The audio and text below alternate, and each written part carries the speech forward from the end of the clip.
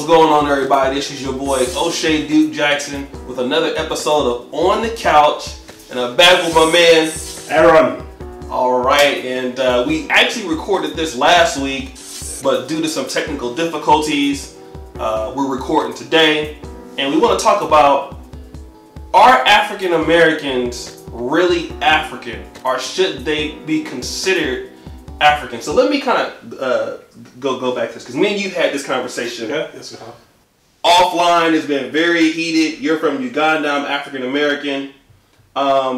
There's been some dispute if African Americans, because I don't know if you know this, before I get into it, this is a year of return in Ghana. So 400 years since the first Africans came to America, 1619.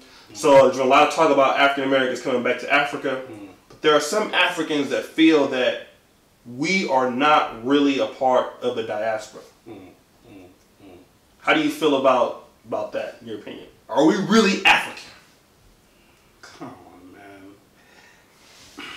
Well, again, like all things, people will always have their opinion, but I do think they're really African. And just because time, 400 years have passed, it doesn't mean that they're not. They, as much African as we are, they have gone through a lot, you know. People have tried to steal and rape our culture, basically. They stole people too, back then. Yeah. So they steal the people. Right. You see, they steal the people, and then they're like, no, you know what, these people have really strong culture, and let's break them, you know, because let's break them and then make them subservient. Because let me tell you something. Even we know that the mother of civilization was in Africa, you know. But the way these people have made our African American brothers feel like they're the lesser people.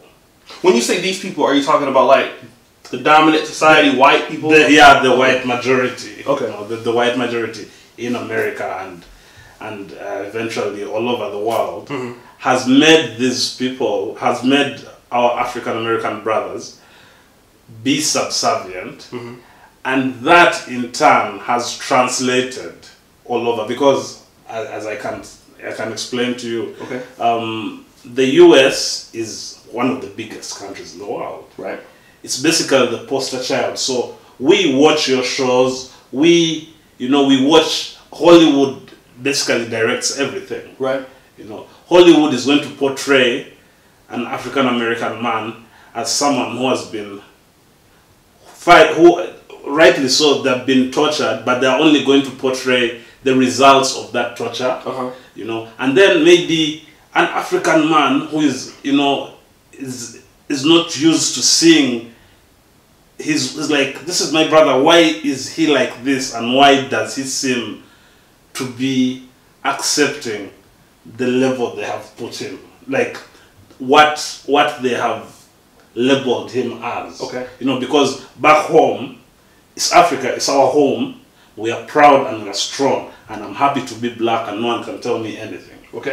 But in America, the system has been trying to break your back, to tell you you are less than us, you are less. In fact, we are better than you, you know, and we make you better, you know. And so when they slowly over time, because 400 years is a lot, when they slowly over time, you know, keep pulling out that culture, breaking you and taking your identity, eventually there will be some people who will conform. You know, they'll be like, you know what, I'm just trying to live, man. I don't want problems for my family. So I'm not going to be that guy who is, we are African, we are kings, we are, you know. So eventually now, when an African brother who is being very parochial, let me say, is not seeing beyond his nose. You know, he's not trying to look at the whole picture. We'll look at an African American and say, why aren't you cultured? Because but let me ask you this thing. Because I have a friend on YouTube. His name is Minister Jap. You don't know him, but he has some very harsh things to say about Africans, and he says that there's two groups that African Americans are trying to impress. Yeah. One is obviously white people. Yeah. But then there's the other part that wants to be accepted by those on the continent. Yeah. You know, and he's saying that the Africans look at the African Americans. Okay, number one, like, you're not really black. You guys kind of make us look bad. You know, you guys are, you know, doing all types of things. Maybe, you know, you're criminals or stuff like that. Mm-hmm. But at the same time, we are always longing to have a relationship with Africa. Definitely. But Africa doesn't want to have a relationship for us unless we're able to do something for them. Mm-hmm. So I think, personally, I feel like there is some merit there. I mean, what do you think? You know, like all opinions, yeah, there is some merit there. Okay, definitely. And I remember the last time we were talking offline, I told you that, for example, the way Oshay is, in spite of maybe any preconceived notions he had as an African American about Africa, he said he just had a carte blanche and was like, you know what? Let me go. Let me see what the hype is about. Mm-hmm. You know, that's what I feel people need to have, because when you have all these preconceived notions, you're not going to make any progress in clearing up these misunderstandings we have about each other. Fine, there might be some truths, but we are from the same place, guys. We are from the same place, and if only we can learn how to, like Oshay did, he went to Uganda, said, you know what? This is actually really cool. You imagine going to a place, going to your real home. You are adopted, let me say. In your case, forcefully adopted. You know, but going back to your real home, there's a feeling of belonging. You know, and after a while, you've gone there and you are a bit different because you've grown up in a different environment.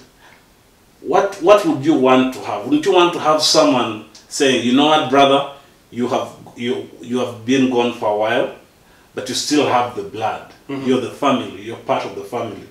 And if you get that, you're going to eventually, when you go back home, you'll be like, these people have been welcoming to me.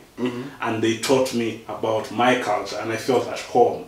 So your brothers who are originally also adopted forcefully will say, you know what, that's not such a bad place to go. Okay. You know, that's not such a bad place to go. And eventually, even the people at that original home, aka Africa, will be like, you know, those guys are not as bad as we thought. Because again, we are a victim of the portrayals, guys. You know, the way the black American has been portrayed is unfortunate. You know, it's unfortunate and very smart on their part, because they've really oppressed until it affects people's mindsets and also other people's mindsets. Let me ask you a question then. And I've been never to West Africa. In our next segment, we're going to be talking about that. Yeah. But what I would like to know, because, you know, I've been you know, on the continent a lot last year. I only went like once in 2017, but in 2018, I've even been once this year. You have African Americans like me who feel like, you know, we are developing a skill set. Yeah. You know, we are trying to be like someone like me. Yeah. I'm even in my own community, I'm one of the more, you know, kind of top performing people. Yeah. So I feel like I have something I can bring to the table. Yeah. But when you have some Africans who feel like, you know, you really shouldn't be here. This is not, you know, where you need to be. I know that's not a lot of them, but what would you say to encourage African Americans to, you know, not listen to those negative things and still want to have a relationship with Africans on the continent? Okay, well, first of all, I'll have to tell you, the first thing is tough. Tough. That's the first thing. When you're going to a different place, there's definitely going to be some resistance.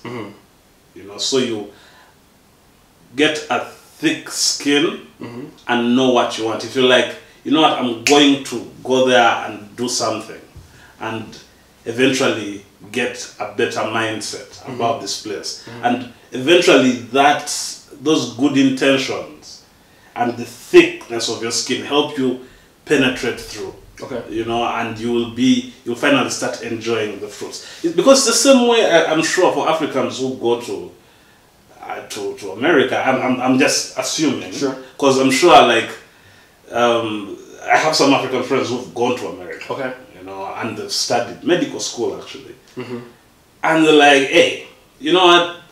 The white people, yeah, there's a little racism, but first resistance from my fellow black people. You see, because they say the Americans, the black Americans, they feel superior. You know, but what I think it is a sort of they're assuming, okay, now since you're in my house, I'm going to make you feel like this because I'm assuming that if I go to your house, you're going to make me feel like this, and that is self-destructive. So what I feel is, as an African American going into Africa, first toughen up your skin. Don't be too sensitive. You've been tough. You've dealt with racism. You know, you've dealt with racism, institutionalization. Africa, just go with the flow.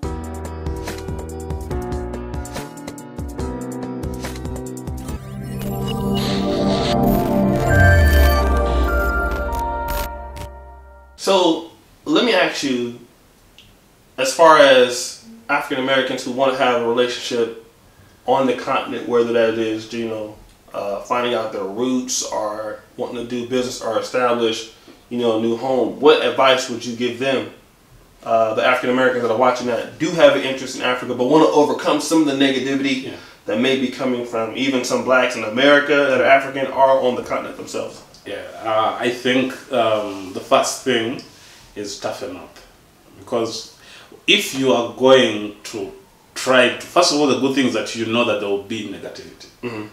So be prepared. You know, go in there saying, you know what, I'm going to have a thick skin and I'm going to go for it.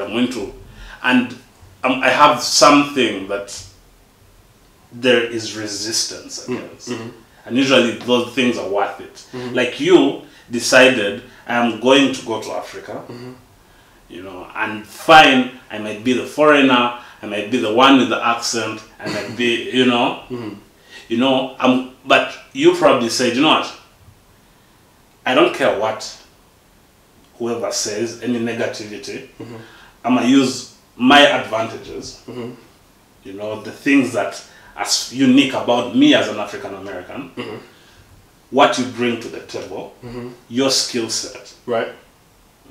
And then the right people are going to recognize that skill set and are going to realize that this is an important person to us and can build us in a way, right?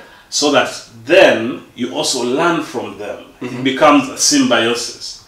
So, but those who are talking, those who have time, right? You know, someone who has time to tell you get out of our country or you're not really African. Someone who has that time probably is not going to be very helpful to you in life. Right. So you just ignore, just sieve it out. Right. You know, sieve it out. If you don't sieve it out, then your juice, because you know when you're making juice, you have to sieve. Sieve it out, So your juice is going to end up having them solids, you know. If you let that negative energy prevent you from actually going to the motherland and enjoying the richness of the culture. Right. Because if when a bully responds to fear, you know, and if you say, you know what, I don't care what you're saying, you are going to keep saying that, you are going to remain broke. Right. Yeah, that's true. It's absolutely true. Yeah, you see, you are going, and then eventually you'll be like, you know what, this is silly. I'm sorry, man. You know, let's do this. Exactly. You see, that's That's how it is. Same for one African going to America. Don't go there saying, they think I'm a poor man. No. You go there with your head held high. This is what I bring to the table. And when people recognize that you bring something to the table, they respect you. They respect you, right? Yeah, and the rest is fluff, right? Chaff. Yeah. No, that's a great response. So, listen, guys, this is our episode here on the couch with my man Aaron. We're gonna make this a weekly show. You know what I mean? We're gonna take over the internet with this. But go ahead and shout out your Instagram. Let everybody know where they can find you. Lothbrook Arch. That's my Instagram. Yeah, you ain't got no girls follow them. But you know, girls, somebody give them a pity follow. And that's it. We'll see you guys next time. Peace.